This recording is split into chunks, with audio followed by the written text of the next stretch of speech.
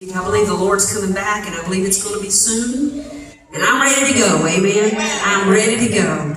I want to sing a song that's probably my favorite that I've ever sung. You may be here today, and we know how to smile. We know how to make everybody think everything's good. We got some friends going through some really tough stuff. Cancer, children addicted to drugs. I mean, this is in our circle. So out of all these people, I know without a doubt there's somebody going through some stuff tonight. I will never forget my mom and dad. Oh, I wish you could meet them. They've served the Lord since he started pastoring when I was 8 years old. That's been about 20 years ago. And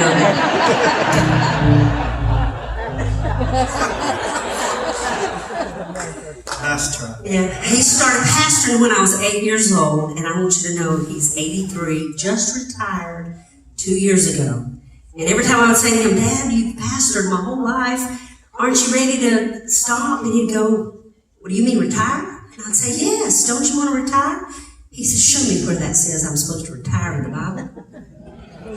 It ain't there. But 2 years ago, he retired. And I'm telling you, Mom and Daddy didn't send me to church, but they took me every time the doors were open, and I'm so thankful for that. God has blessed them with great health, and my mom has been blessed with great health. But probably 11 years ago, coming up this Thanksgiving, I will never forget it. My whole family comes to my house on Wednesday night. Before Thanksgiving, there's about 25 of us. And my mama called me on Monday before the Wednesday. And this is what she said. Susan, I've talked to both of your brothers. I've talked to your nephews and your nieces. And they say we're going to all be at your house now at 6 o'clock on Wednesday night. Now, I went to the doctor today, and they think I have cancer. But now you let me know what I can bring. I'll bring drinks or chips or a dessert. If you know my mama, you know that is how it went down. I stopped her, and I said, Mama, stop. What did you just say? She said, oh, Susan, they think it's cancer.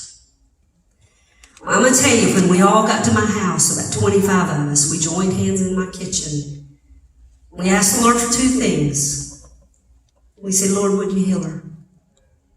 Because you can speak it, and it be done. Lord, either way, you're a good, good Father. So if you're not going to heal her, would you give us what we're going to need to walk through what's before us? He'll do that, amen? He's a good, good, good Father, and he's already in our tomorrow.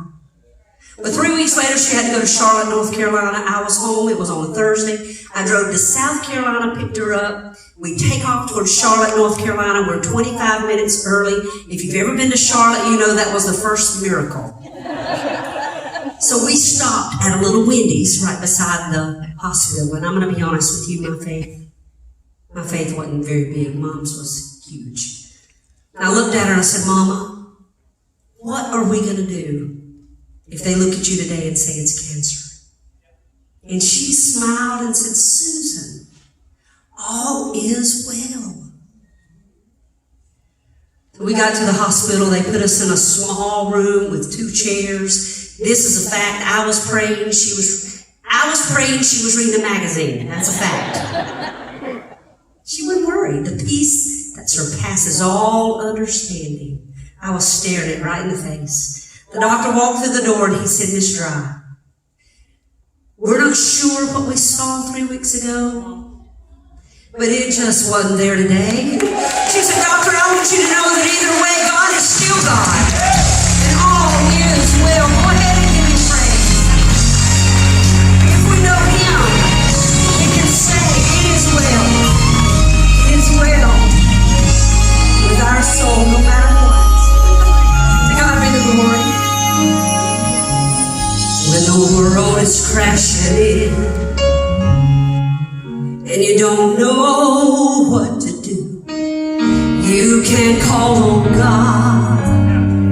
He will see you through, 'cause there is no way that we can lose, knowing we can trust him and always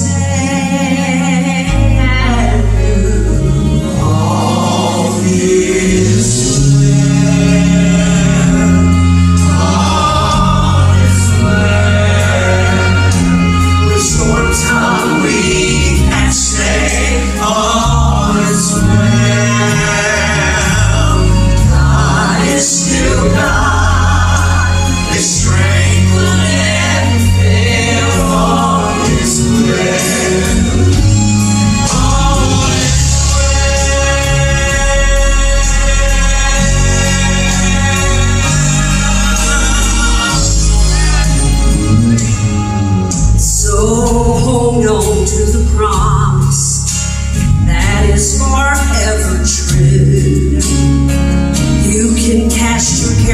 Him because He cares for you.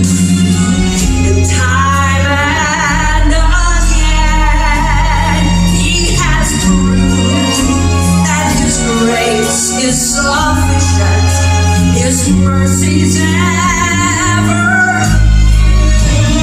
All is well,